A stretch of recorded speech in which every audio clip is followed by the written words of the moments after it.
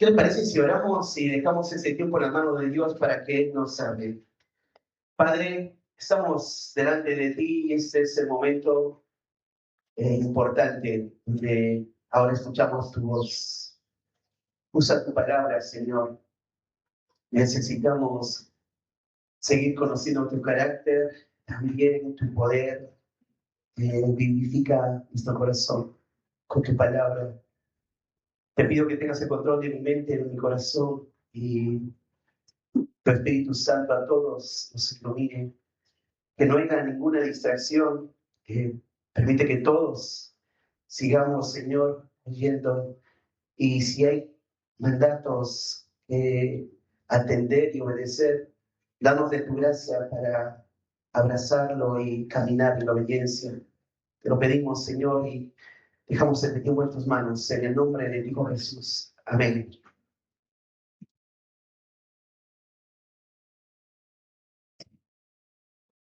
Uno de los terremotos más grandes que ha sufrido el país fue el 31 de mayo de 1970. Un sismo de 7.9 grados provocó la muerte de más de 50.000 personas y dejó 20.000 desaparecidos. Seguramente ustedes recordarán esta escena o esta noticia. Muchos de ustedes seguramente han sentido todo lo que ha pasado. Muchos de nosotros, los jóvenes, no. Sí sabemos de un terremoto que fue el 15 de agosto del 2007 y fue el sismo también de 7.9, pero la muerte fue menor, 600 personas y afectó a 25.000 familias, pero todavía no pasó nada como el año 70. Y se dice que va a venir un terremoto mucho más fuerte, y esto sí va a ser una gran catástrofe aquí en Lima. Eso es lo que dicen. La historia que vamos a observar, hay un terremoto de por medio, y por eso quería traer esto. Porque al final a cabo es Dios el que hace que pase todo esto. Fíjate conmigo en Hechos capítulo 16, y voy a citar desde el versículo 25, y es el 25 donde nos hemos quedado en la historia el domingo pasado, y dice: pero a medianoche, orando Pablo y Silas, cantaban himnos a Dios, y los presos los oían. Hasta acá primero. ¿Recuerdan ustedes que para que Pablo llegue a esta escena, hemos observado la hostilidad que sufrieron ellos? Y lo hemos dividido en tres grupos, aunque eran todo un gran grupo nada más, pero tres por lo menos se puede observar, distinguir. Aquellos que perdieron la economía o el dinero o lo que ellos ganaban a través de esa mujer que profetizaba, o que una mujer, perdón, que adivinaba. Estos hombres comenzaron a enojarse y tomaron a Pablo y a Silas, el primer grupo de personas. El segundo grupo de personas, las autoridades, ahí, que ellos también decidieron que vaya a la cárcel. Y luego el otro grupo de personas, la multitud. Y todos, en realidad, ellos armaron este complot. Y así que lo tomaron a Pablo, a Silas, y lo meten ahí a la cárcel, al calabozo. Y en los últimos versículos, tanto del 22, del 23, del 24, nos dice lo que pasó. Le rasgaron las ropas, dice el 22 al final, y mandaron a azotarlos con varas, se dice el 22 al final también. Y luego el 23 se dice, le echaron en la cárcel, mandando al carcelero que lo guardase con seguridad. Y el 24 dice, recibió este mandato y lo metió en el calabozo de más adentro y lo aseguró los pies en el cepo. Y ahí está Pablo y Silas, están ahí. Y ahora, ¿quién continúa con ellos? ¿Qué va a pasar? Estas historias nos recuerdan que por causa del Evangelio vamos a sufrir. No es fácil llevar el Evangelio. Misioneros hoy en día están sufriendo las consecuencias de la decisión que tomaron. En un sentido, están experimentando la hostilidad del mundo. Y no necesariamente solo ellos. En algún momento les señalé, a la medida que abramos nuestra boca, la hostilidad va a venir. Cuando hablamos del Evangelio, vamos a encontrar hostilidad en cualquier círculo. El desprecio, el rechazo al Evangelio. Y acá Pablo está en la cárcel. ¿Y qué hace en la cárcel? Versículo 25 dice, pero medianoche, orando Pablo y Silas, ¿qué hicieron? Cantaban himnos a Dios. Y los presos les oían. Qué hermoso escenario, qué hermosa escena, qué hermoso momento. Porque nos llama la atención la actitud que tienen. No dejan de confiar en Jehová. No es que ahí empiezan a alabar a Dios.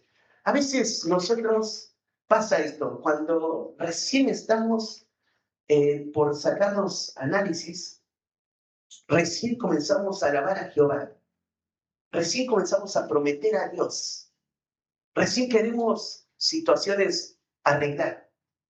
Ellos vivían adorando al Señor, ellos alabaron a Jehová. Y ahora en medio de la prueba tienen esa misma actitud. Siguen alabando a Jehová, siguen adorando al Señor. Y hay interesante algo, al final dice, los presos le oían todo lo que ellos cantaban. Y de aquí en adelante viene lo que vamos a observar, y así que voy a citar. Dice, entonces sobrevino de repente un gran terremoto, de tal manera que los cimientos de la cárcel se sacudían, y al instante se abrieron todas las puertas, y las cadenas de todos se soltaron.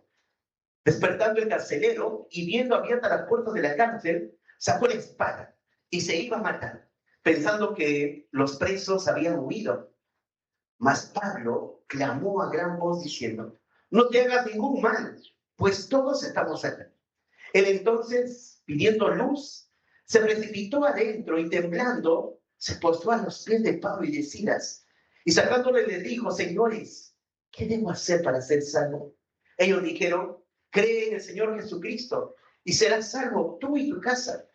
Y le hablaron la palabra del Señor a él y a todos los que estaban en su casa. Y él, tomándolos en aquella misma hora de la noche, les lavó las heridas. Y enseguida se bautizó él con todos los suyos. Y llevándolos a su casa, les puso la mesa. Y se regocijó con toda su casa de haber creído a Dios. El 35 dice, cuando fue de día, los magistrados enviaron alguaciles a decir, suelta a aquellos hombres. Y el carcelero, el 35, el 36 dice, y el carcelero hizo saber esas palabras a Pablo. Los magistrados han mandado a decir que se os suelte. Así que ahora salid y marchaos en paz. Pero Pablo les dijo, después de azotarnos públicamente, sin sentencia judicial, siendo ciudadanos romanos, nos echaron en la cárcel y ahora nos echarán encubiertamente. No. Por cierto, si no vengan ellos mismos a sacarnos. Y los alguaciles hicieron saber estas palabras a los magistrados, los cuales tuvieron miedo al oír que eran romanos. Y viniendo, les rogaron y sacándolos, les pidieron que salieran de la ciudad.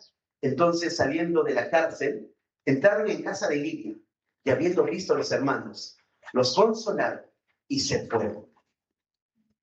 Espero terminar. Pienso que vamos a llegar hasta el 34. Si nos da un poquito más, llegamos al versículo 40 y ahí vamos a quedar. Pero, ¿qué vamos a ver hoy? El tema es, ¿qué debo hacer para ser salvo? Ese es el tema. ¿Qué debo hacer para ser salvo? Y esta es la pregunta que quiero contestar en medio de todo este escenario que se está observando. Así que, en primer lugar, un gran milagro y palabras inesperadas. Un gran milagro y palabras inesperadas. Fíjense, Hechos 16, del versículo 26 al versículo 28. Y ahí ves lo que sucede. Entonces sobrevino de repente un gran terremoto. Lo que te está diciendo el autor, que de momento a otro, de manera súbita, viene un terremoto.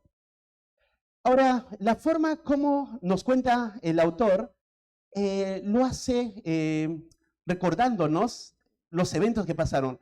Ustedes saben que los historiadores, como Lucas, nos narra las historias, en este caso, de los que fueron testigos fieles para predicar el evangelio.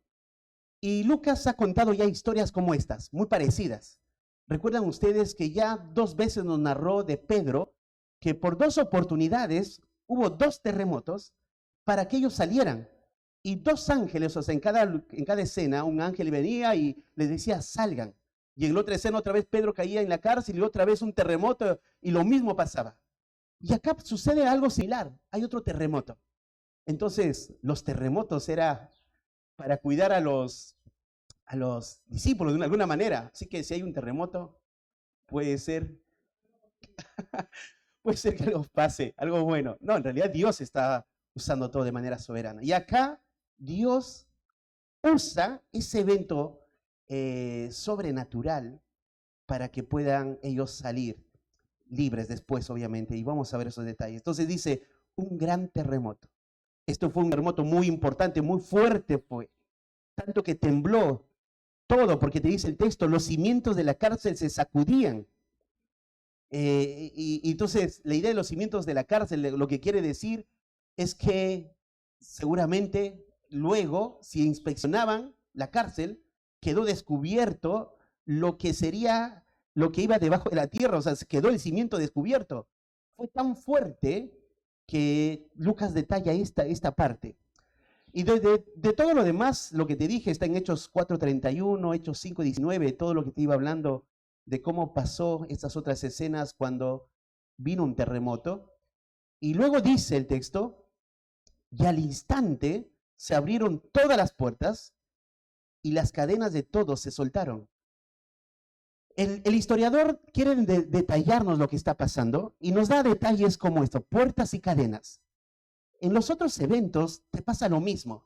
Te dice, las puertas se abrió y las cadenas también cayeron. ¿Por qué es importante? Porque solamente algo sobrenatural hace que esto suceda.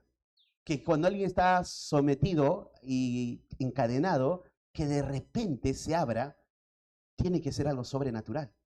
Para que de repente se abran las puertas de la cárcel, tiene que ser algo sobrenatural.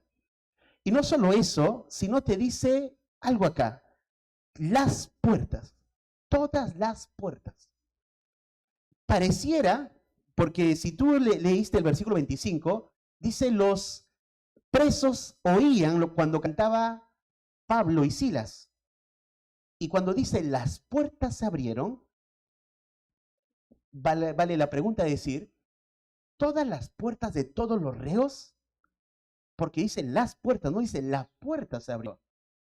¿O qué está pasando acá? Bueno, dejemos eso como para un momento para pensar, ahora no lo voy a responder.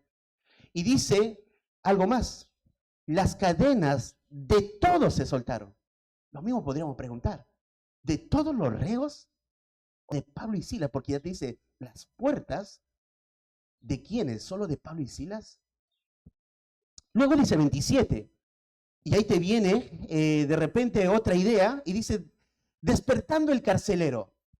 O sea, el terremoto fue tan fuerte que los cimientos luego se notaron, que las cadenas cayeron y que las puertas se abrieron, pero que el carcelero no se levantó. El carcelero no se despertó, porque dice despertando. En el griego lo que quiere decir es que esto pasa después. O sea, hay algo acá que Dios aún todo lo está manejando. Dios es soberano. Dios está custodiando esta historia. Entonces, despertando el carcelero, y ahora él ve, fíjate, dice, y viendo las puertas de la cárcel, viendo abiertas las puertas de la cárcel, y otra vez en plural, las puertas de la cárcel. Y ahora sí de contesto. No es que todas las puertas se abrieron, porque Dios iba a usar a Pablo y a Silas para una función solamente importante. La idea acá es lo mismo que pasó cuando Pedro fue encarcelado. ¿Se recuerdan cuántas puertas eran? Había como 4 puertas para llegar a la celda donde él estaba. Y esto pasó cuando le dijeron a este carcelero, custódialo y cuídalo bien. Lo que hizo él es llevarlo a la cárcel que está más adentro, o sea, donde no podría salir. Y para llegar allí, tiene que haber puertas. Y entonces el carcelero se despierta y ve las distintas puertas abiertas, y entonces lo que piensa es, estos huyeron. Y esto es lo que va a pasar. Y viéndole abiertas las puertas, dice, sacó la espada y se iba a matar pensando que los presos habían huido. La primera parte, lo que el autor nos está señalando es lo siguiente, un gran milagro. De repente viene un gran terremoto Y el terremoto hizo que todos los cimientos se movieran de la cárcel, las cadenas cayeran, la puerta se abriera. Y ahora el carcelero se levanta, se despierta y ve todo esto. Y lo que pasa por su mente es que matarse. ¿Por qué pasa por su mente matarse? Porque era penado de muerte si solamente un reo saliera. Si uno salía, o sea, se escapaba, mientras el que está custodiando está, ese debía morir. Entonces lo que pasa por su mente es, estos no están, estos salieron. Y entonces saca la espada. Y ahora no queda duda, él quiere matarse, quiere autoeliminarse. Ahora pasa algo interesante acá y dice, verso 28, mas Pablo clamó a gran voz diciendo, no te hagas ningún mal, pues todos estamos aquí. Y esto es la noticia inesperada. Fíjate que el punto 1 te señalé palabras inesperadas, y estas son las palabras inesperadas. El carcelero entiende que tiene que matarse, porque va a morir él. Si no se mata ahí, va a morir por sus autoridades. Y entonces lo que él piensa es autoeliminarse y de repente escucha una voz. Ahora, para que esto suceda y para que Pablo no salga, ¿qué pasa? ¿Por qué no sale Pablo de la cárcel? ¿Qué pasó? ¿Te recuerdas tú la escena cuando Pedro fue liberado? Y la escena es muy similar, las cadenas caen, las puertas se abren y un ángel le dice, Pedro, sal. En la otra escena, otra vez un ángel le dice, sal, Pedro. Pero acá no hay ningún ángel. No hay ninguna orden de parte del Señor. Pablo, sal. Pablo está dentro y se movió todo, se abrió las puertas, cayeron las cadenas. Lo que está pasando nada más es Pablo siendo fiel, o sea, no está moviéndose. Está esperando órdenes, ¿no? En un sentido. No pasa nada, no hay ningún ángel acá. Pero sí es consciente de algo, lo que va a pasar. Y de repente hay una voz que clama, dice a gran voz, lo que quiere decir, grita Pablo. Como está al fondo y el carcelero toma la espada, quiere matarse y él grita. Dice, no te hagas ningún mal. Me imagino que esas palabras fueron tan fuertes, tan fuerte como para que el carcelero lo escuchase. Y dice algo así, pues todos estamos aquí. Acá surge una pregunta. Valga también preguntar, o sea, vale también hacernos esta pregunta. Dice, todos. Cuando dice todos, ¿a quién se refiere? ¿Solo a Silas o a todos los prisioneros? Si fuese a todos los prisioneros, entonces todas las puertas se abrieron y todas las cadenas cayeron. Bueno, lo que sucede es, sí, todas las puertas hasta llegar a la cárcel donde está Pablo y Silas se abrieron. Es probable que también los otros presos tengan la oportunidad de salir. Cuando dice todos estamos aquí, porque pudo haber dicho estamos aquí, bueno, está usando en cantidad más de dos, no todos. Dios, con Silas estamos acá, hubiese dicho quizá la impresión. Pero bueno, queda como esa incógnita, pero lo que yo pienso no está hablando sería afirmar, no está hablando de los demás, aunque pareciese que estuviera hablando de otros más.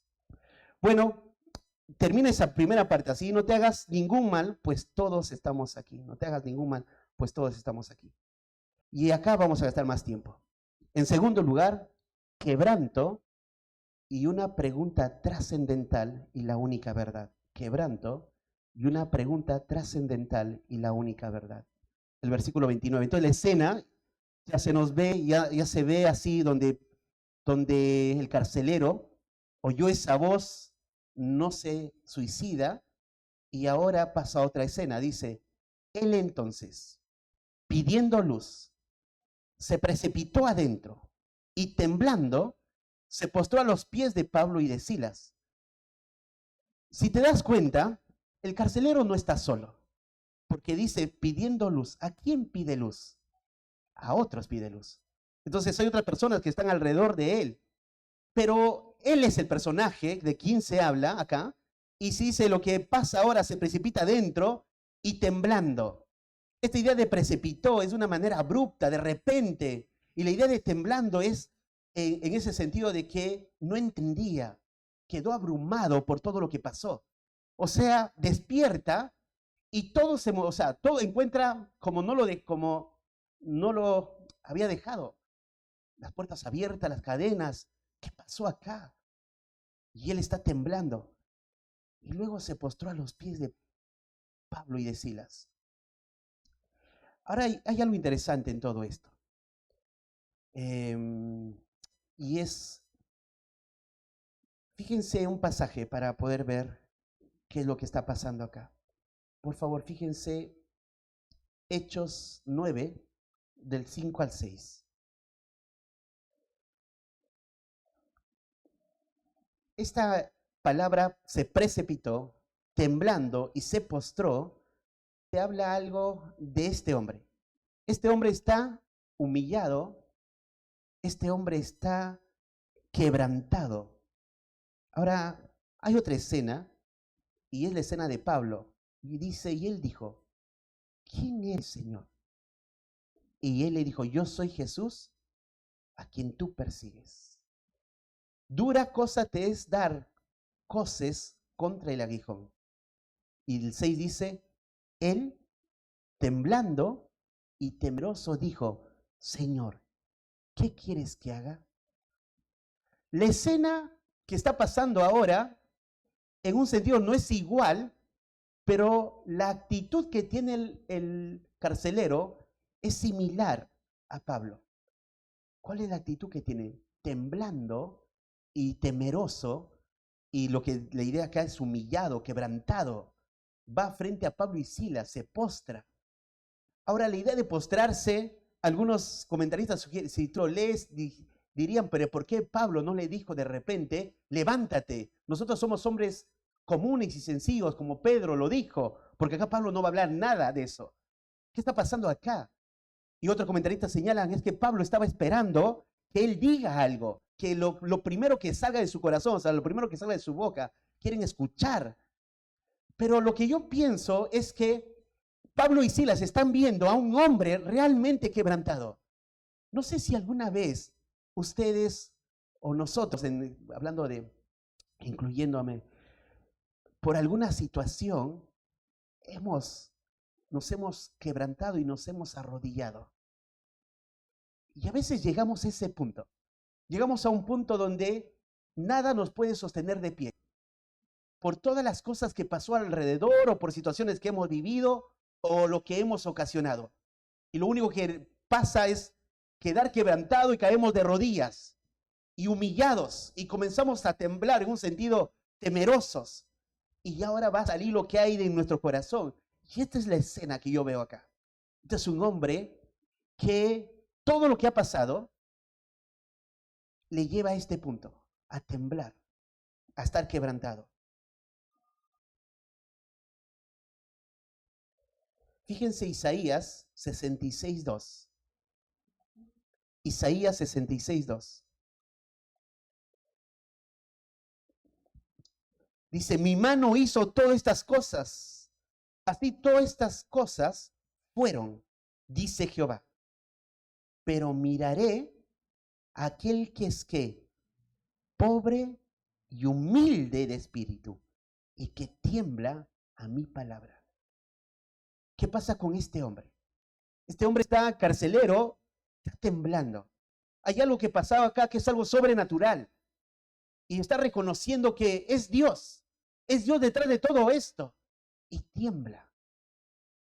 Ahora, ya que estás en Isaías, fíjate Jeremías 5:22. Jeremías 5:22.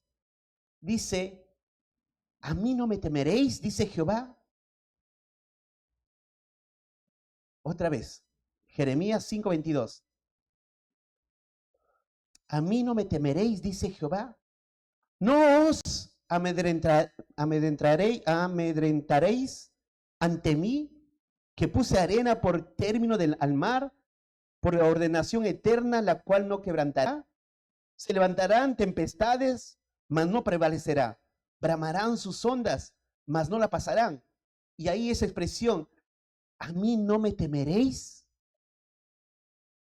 ¿Es debido temer a Jehová? Claro que sí. Cuando escuchamos el nombre de Jehová, cuando vemos su carácter, lo que tiene que venir y haber en nosotros es temor, esta idea de temblor. Y acá está pasando esta escena. Este hombre está viendo algo sobrenatural, comprendió que es algo sobrenatural. Entonces tiembla. Por eso se precipitó, temblando, se postró. Y ahí está humillado este hombre.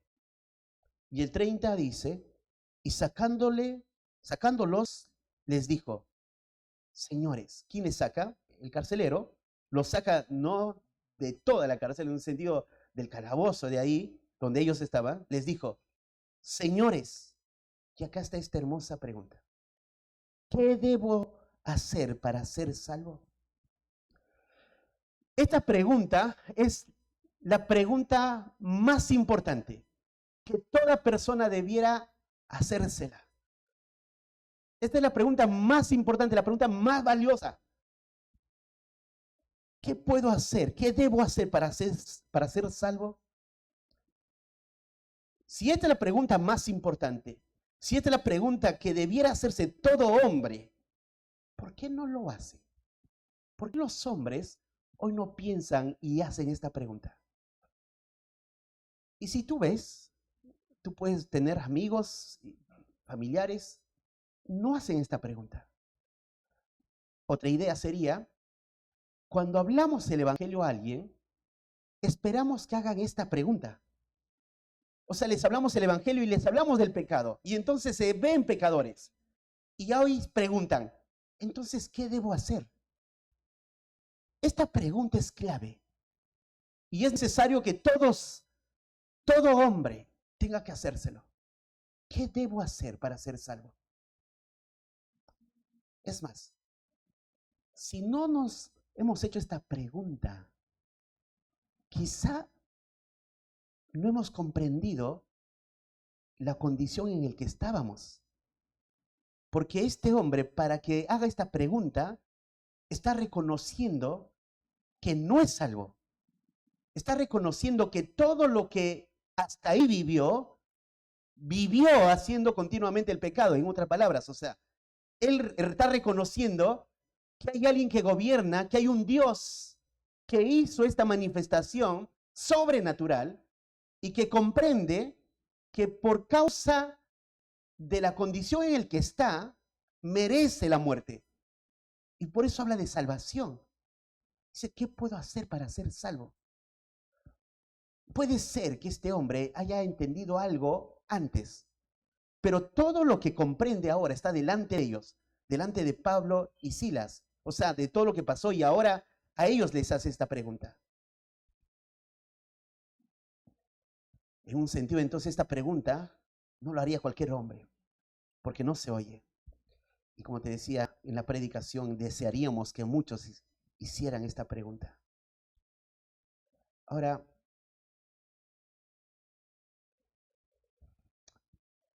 para que esta pregunta haya, algo he pensado, o sea, pienso que Dios ha preparado las circunstancias, el corazón, para que haya esta pregunta. ¿Qué puedo hacer para ser salvo? Te digo, en el tiempo todo el tiempo que tengo de creyente y todas las veces que he compartido el evangelio, muy pocas personas me han preguntado, entonces, ¿qué puedo hacer? ¿Sabes? Lo que normalmente hacemos es cuando predicamos el evangelio, le llevamos también a cómo conocer a Cristo, sin que se cuestione o se pregunte, ¿qué debo hacer entonces? Porque si hace esta pregunta, ¿qué debo hacer? Es porque comprende que no puede, que todo lo que ha hecho no fue correcto. Entonces, ¿qué hago? Esta pregunta me recuerda la historia, ¿te acuerdas del joven rico? Señor, le dijo, maestro, bueno, ¿se acuerdan que le dice? ¿Qué haré para tener ¿qué? La vida eterna. Y esa es la gran pregunta. ¿Qué puedo hacer para tener la vida eterna? Esta pregunta es crucial. De aquí tendríamos que partir de ahí hacia adelante. Y acá, si aquí en medio del grupo nadie todavía, alguno de aquí, no se hizo esta pregunta, porque ve su vida que está todavía esclavizado al pecado, debieras verte como este hombre, temer delante de Jehová. ¿Te acuerdas? Jeremías dice, ¿no temblarás delante de mí? Y es debido temblar delante de Él. Delante de Dios es debido temblar. Y cuando tú tiemblas delante de Él, hay algo que estás reconociendo, que Él es Dios. Y si Él es Dios, entonces la pregunta vale, ¿no? Decir, Dios, ¿qué puedo hacer para ser salvo?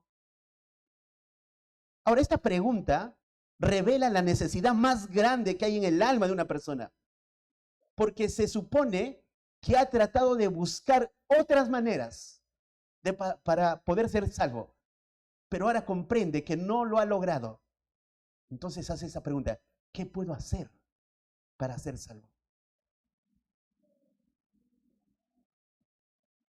Ahora, esta pregunta también está dirigida a personas que podrán decirle la verdad.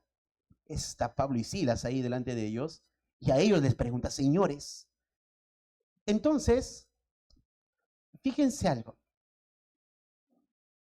¿Recuerdan ustedes cuando a Pablo y a Bernabé le llevaron, quisieron llevarle ofrendas, reconociendo, diciendo, Mercurio y Júpiter vinieron delante de nosotros? Y Pablo y Bernabé rasgaron sus vestidos y dijeron su ropa y dijeron, ¿qué están haciendo? Levántense, somos hombres como ustedes. ¿Se recuerdan la escena?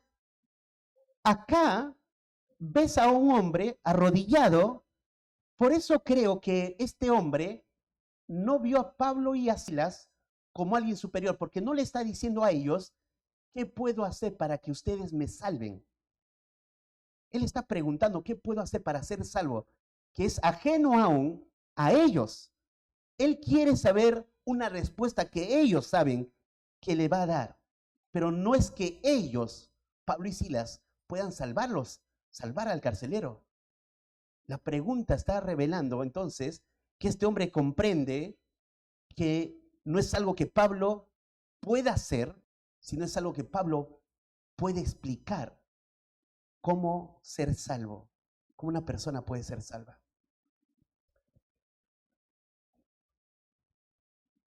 Esta pregunta es necesaria que observemos. Fíjense Hechos 2:37, y ahí se ve también, después de la predicación que Pedro dio, el verso 37, dice, al oír esto, Hechos 2:37, después que Pedro predica, ¿qué pasa? Se compungen de corazón.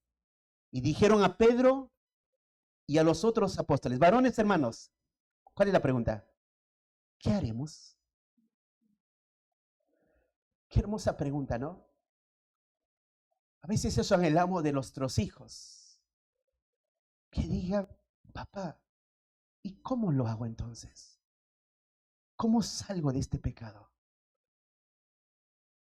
Qué hermosa pregunta que podría venir a nuestros hijos. ¿Qué debo hacer? ¿Dónde encuentro la verdad? Es cuando una persona está humillada porque ya no puede hacer por sí mismo nada. Ahora necesito una respuesta. ¿Qué debo hacer? ¿Qué haremos?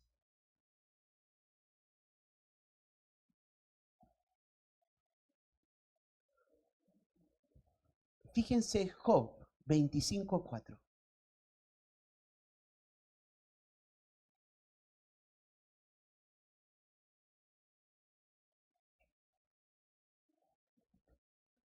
Dice, ¿cómo pues se justificará el hombre para con Dios? ¿Y cómo será limpio el que nace de mujer? Job 25:4. ¿Cómo pues se justificará el hombre para con Dios? ¿El hombre puede justificarse delante de Dios? No puede. La respuesta es no puede. La otra pregunta dice, ¿y cómo será el limpio? Perdón, ¿y cómo será limpio el que nace de mujer? A ver, responde, ¿cómo? Yo nací en pecado. ¿Cómo puedo limpiarme? Bueno, estas preguntas es debido que el hombre que está humillado lo va a hacer. Y no solamente para la salvación. Pensemos en la vida cristiana. Y como les decía, a veces un hijo que haga un papá, entonces, ¿qué hago? Y muchas veces nosotros delante de Dios, entonces, ¿cómo es? ¿Cómo abandono esto? ¿Qué hago, Señor? Y la respuesta a esa pregunta es crucial. Esta es la pregunta más importante entonces. Y el verso 31, fíjense, la respuesta. Verso 31. Ellos dijeron, y me encanta esta expresión, que no diga él, que no diga Pablo, porque no se trata de un hombre, se trata de ese equipo. No se trata de Pablo, aunque Pablo fue el hombre prominente, el predicador, pero acá dice ellos. Lo que quiere decir que Silas, un hombre común en un sentido, no es el apóstol, es un hombre sencillo. Él también tiene la verdad. Ellos dijeron. ¿Y qué dijeron ellos? Cree en el Señor Jesucristo. Y esto es la perspicuidad de la salvación. Cree. Solo es creer. Es poner la fe. Cree es ten fe en el Señor Jesús. Habacuc 2:4 dice, he aquí, aquel cuya alma no es recta, se enorgullece, mas el justo por su fe vivirá. Habacuc es un profeta que había dicho que Dios va a juzgar, y él es el que debatió con el Señor, con Dios, con Jehová. Primero diciendo, mira, Señor, cómo este pueblo te ha olvidado. Y luego Dios le dice, ¿sabes qué va a pasar a Habacuc? Van a ser eliminados de esta manera. Y luego le pregunta, pero Señor, ¿cómo vas a usar un pueblo más impío para castigar a tu propio pueblo? Y en medio de todo eso, Habacuc llega a esta pregunta. Dice así, llega a esta afirmación, mas el justo por la fe vivirá. ¿Por qué llega a esa conclusión Habacuc?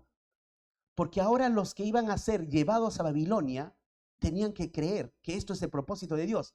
Creer que Dios iba a usar a un pueblo pagano para sentenciar o para juzgar a su propio pueblo.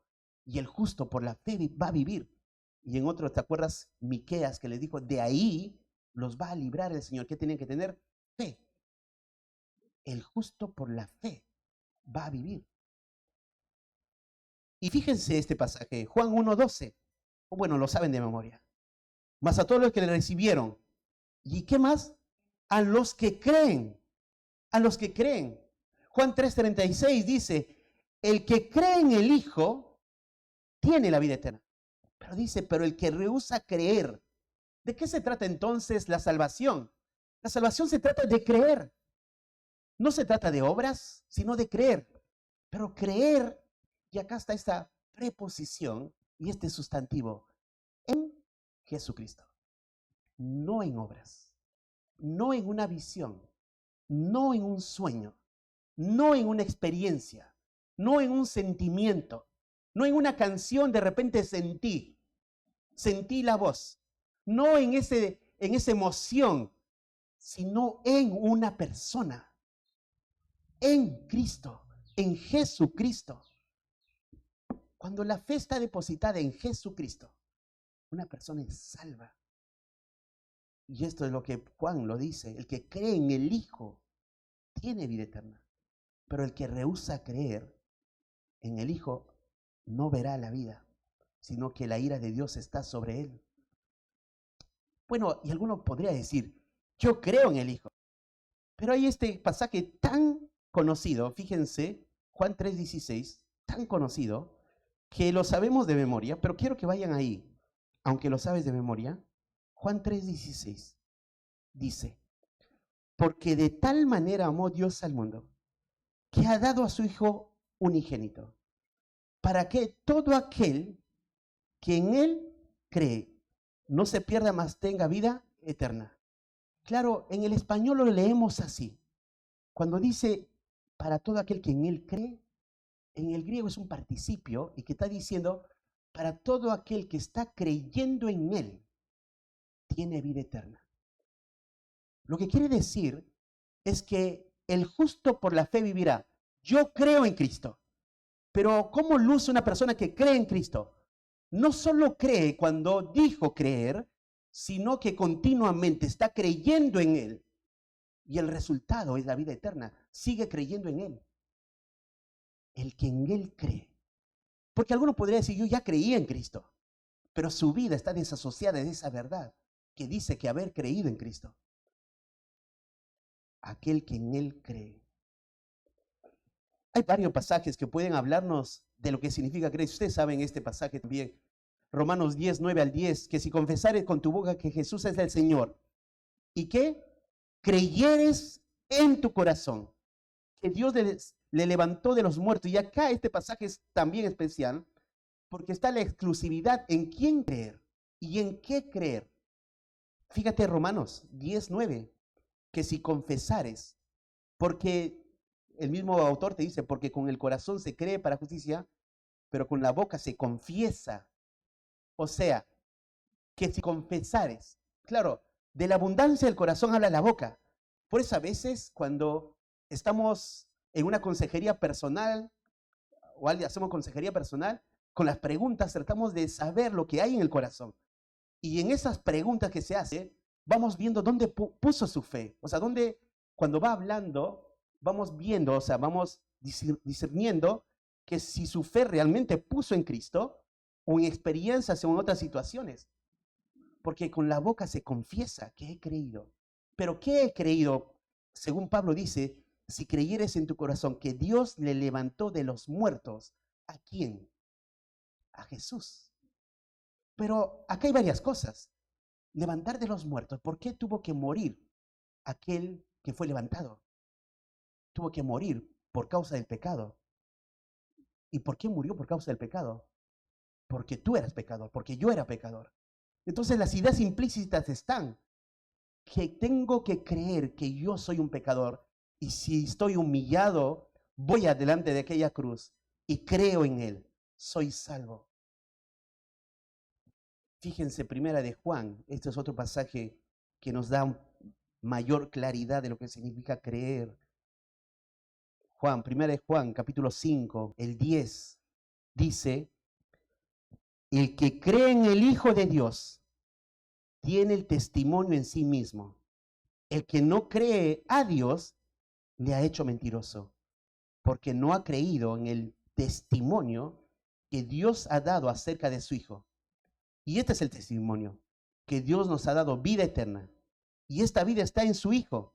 El que tiene al Hijo, tiene la vida. ¿Qué más dice? Y el que no tiene al Hijo, no tiene la vida. Pero inicia diciendo, el que cree en el Hijo de Dios tiene el testimonio en sí mismo y el que no cree a Dios. Y entonces haces preguntas a las personas, ¿crees en Dios? ¿Qué te responde? Sí, pero ¿qué crees de Dios? Según primera de Juan, tiene que ser en el testimonio que Dios dio. ¿Y cuál es el testimonio que Dios dio? Su Hijo.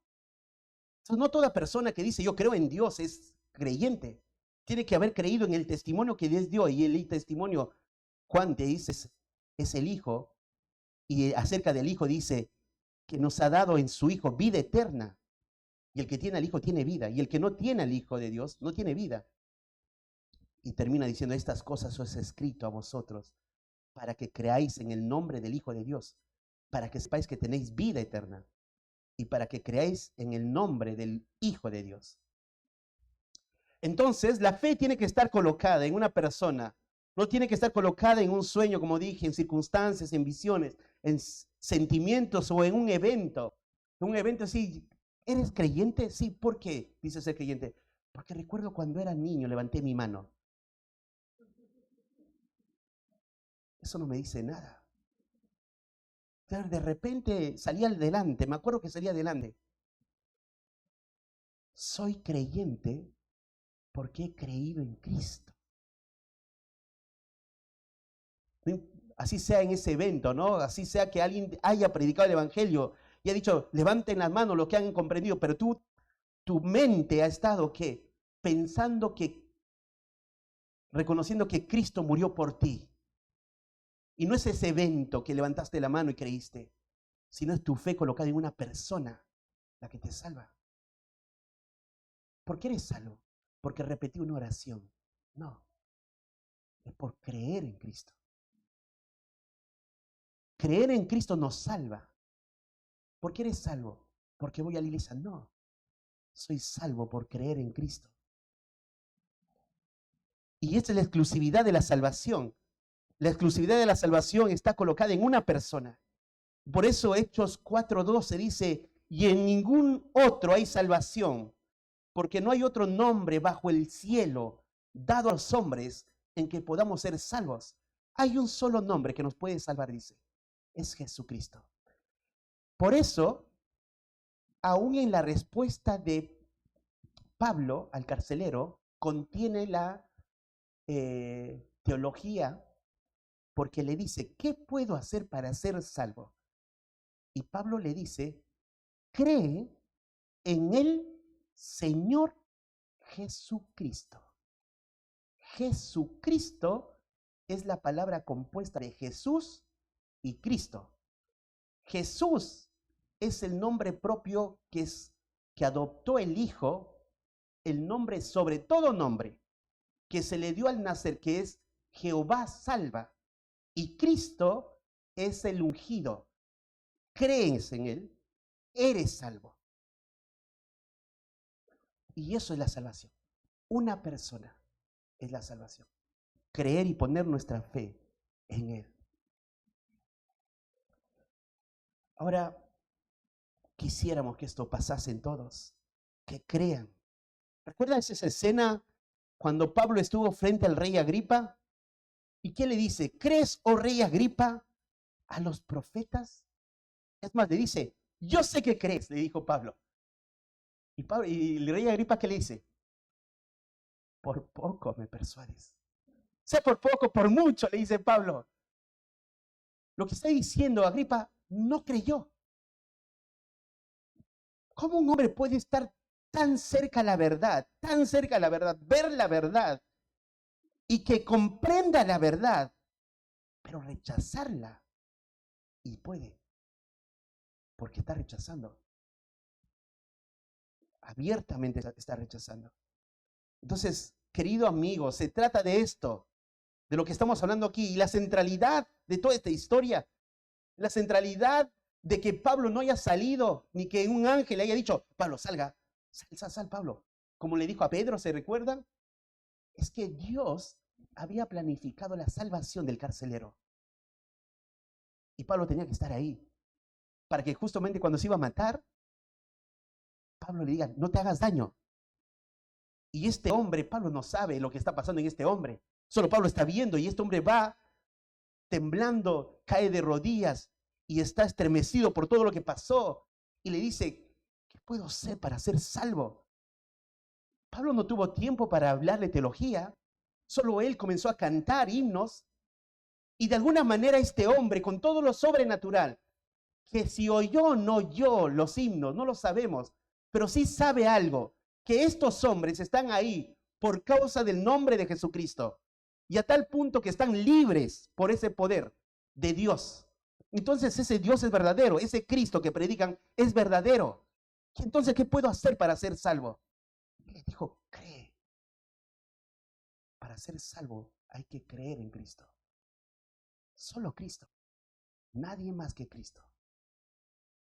Y esa es la salvación. Qué hermosa verdad.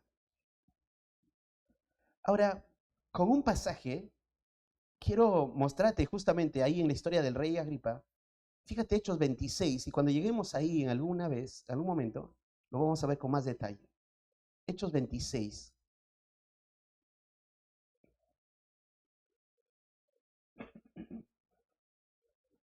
Hechos 26. Y vamos a leer del versículo 12.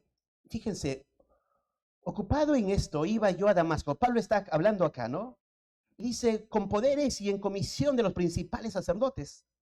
Cuando a mediodía, oh rey, yendo por el camino, vi una luz del cielo que sobrepasaba el resplandor del sol, la cual me rodeó a mí y a los que iban conmigo. El 14, 26, 14. Y habiendo caído todos nosotros en tierra, oí una voz que me hablaba y decía en lengua hebrea, Saulo, Saulo, ¿por qué me persigues? Dura cosa te es dar coces contra el aguijón. 15. Yo entonces dije, ¿quién eres, Señor? Y el Señor dijo, yo soy Jesús, a quien tú persigues. Pero levántate y ponte sobre tus pies, porque para esto he aparecido a ti, para ponerte por ministro y testigo de las cosas que has visto y de aquellas en que me apareceré a ti, y librándote de tu pueblo y de los gentiles, a quienes ahora te envío. Hasta acá. Pablo está contándole a este rey su testimonio, pero dentro de su testimonio está colocando las palabras que oyó del cielo.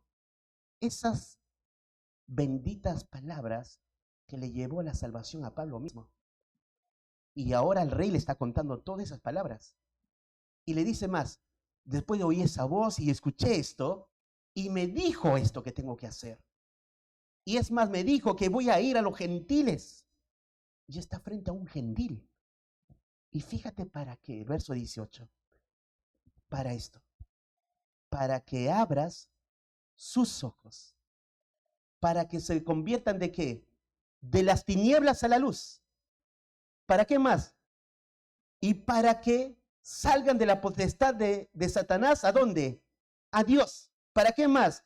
Para que reciban por la fe, que es en mí, o sea, hablando de Cristo, perdón de pecados. ¿Y para qué más?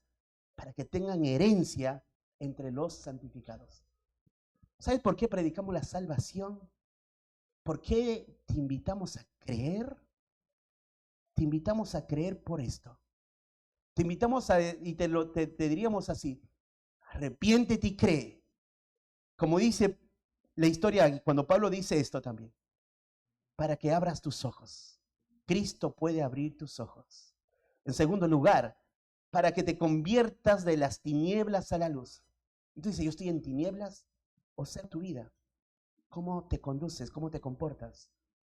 ¿Te conduces por la luz del Evangelio? ¿La palabra de Dios alumbra tu camino? ¿Para qué más? Para que salgas de la potestad de Satanás y estés, diríamos, bajo el señorío de Dios. Salgas de ese dominio de Satanás y estés en el dominio de Dios. Para que recibas por la fe el perdón de pecados. Y qué hermosa esta verdad. ¿Sabes por qué predicamos el Evangelio? Para que sean perdonados vuestros pecados. Y algo más. Para que tengan herencia entre los santificados. Y esto es el Evangelio. Ahora, piensa algo. Este carcelero, cuando le preguntó, ¿qué puedo hacer para ser salvo?